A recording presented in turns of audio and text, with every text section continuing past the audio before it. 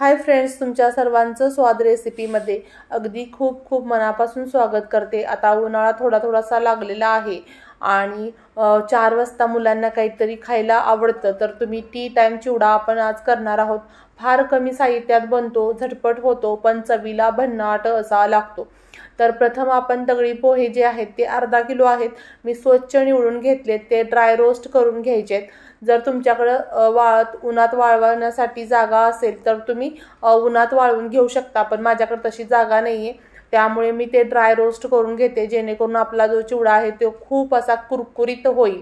त्यानंतर मका पोहा आहे तो आपण थोडा करून छान असा फ्राय करून घ्यायचा आहे। तर मका पोहा जास्त प्रमाणात टाकला तर व्यवस्थित फ्राय होत नाही आणि लो फ्लेमवरही भाजायचा नाही आणि हाय फ्लेमवरही भाजायचा नाहीये, तो मध्यम फ्लेमवरती छान असा फुलवून द्यायचा, मग तिची टेस्ट खूप छान लागते। आणि याच पद्धतीने आपण मका पोहा आहे तो सर्व व्यवस्थित फ्राय करून घेऊयात। यामध्ये आपण शेव वगैरे काही सुद्धा वापरणार नाही, अगदी घरच्या साहित्यात झटपट असा हा आपण चिवडा बनवणार आहोत, पण हा जवळजवळ 2 महिने खराब होत नाही। आता आपण सर्व मका पोहा फ्राय करून घेतलाय आणि दगडी पोहे मी एका पातेल्यामध्ये नाही घमेल्यामध्ये घेतलेत आणि त्यामध्येच आपण ते मका पोहा सुद्धा घालायचे आहेत। आणि आता मी पावशर शेंगदाणे घेतलेत, तर हे शेंगदाणे मंद गॅसवरती एकदम कुरकुरीत असे ब्राऊन कलरचा कलर आला पाहिजे असे हे फ्राय करून घ्यायचे। जर प्रथमच तुम्ही माझा व्हिडिओ पाहत असाल तर चॅनलला सबस्क्राइब करायचे, जेणेकरून अशा ज्या नवनवीन रेसिपी मी अपलोड करते त्याचे नोटिफिकेशन सर्वात प्रथम तुम्हाला मिळेल। आणखी कोणत्या प्रकारच्या रेसिपी पाहायला तुम्हाला आवडतील त्यासाठी कमेंट्स बॉक्समध्ये कमेंट्स करायला विसरू नका। आता आपले शेंगदाणे सुद्धा छान असे फ्राय झालेत, ते आपण काढून घेऊयात, म्हणजे तेल सुद्धा खाली जे एक्स्ट्राचं तेल आहे ते निघून जाईल।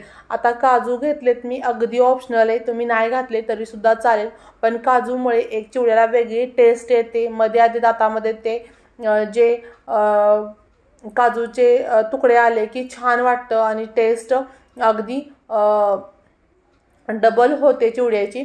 तर तुम्ही घालावं, नसेल नाही घातलं तरी सुद्धा काहीच हरकत नाही। आता आपण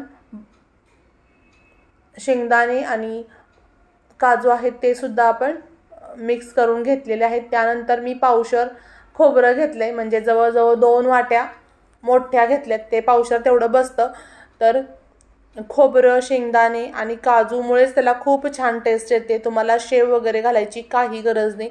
सोबतच आपण जो मसाला आहे चिवडा मसाला तो सुद्धा घरीच तयार करणार आहोत। आता हे खोबऱ्याचे काप सुद्धा एकदम पातळ असे मी करून घेतलेले आहेत आणि ब्राऊन कलर आला की ते सुद्धा काढून घ्यायचे। तर चिवडा करत असताना थोडंसं किचनवरती अस्ताव्यस्त होतंच। त्यानंतर हिरवी मिरची ती सुद्धा आपण फ्राय करून घ्यायचे। आता मी तेल आणखी नाही घालत, कारण मग ते नंतर वेस्टच होणार आहे। तेल वेस्ट होण्यापेक्षा डबल ते तेल वापरण्यापेक्षा कमी तेलात जितकं आपल्याला करता येईल तितके पदार्थ करायचे आहेत।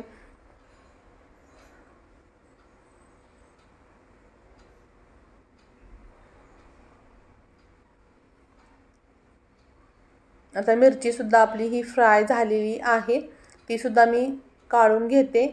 त्यानंतर ताजी मी कढीपत्त्याची पानं आणलेली आहेत, ती सुद्धा फ्राय करून घ्यायची।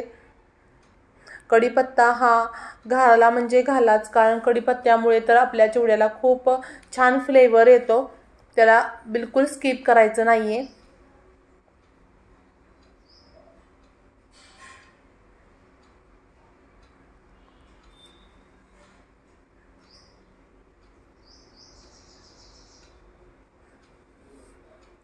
कढीपत्त्याची पानं सुद्धा फ्राय झाल्यानंतर आता सगळ्यात महत्त्वाचं म्हणजे डाळ, तर अर्धा पाव डाळे आहेत, ते सुद्धा मी फ्राय करून घेते। याला बिलकुल वेळ लागत नाही, 2 ते 3 मिनिटांमध्ये हे डाळ जे आहे ते फ्राय होतं।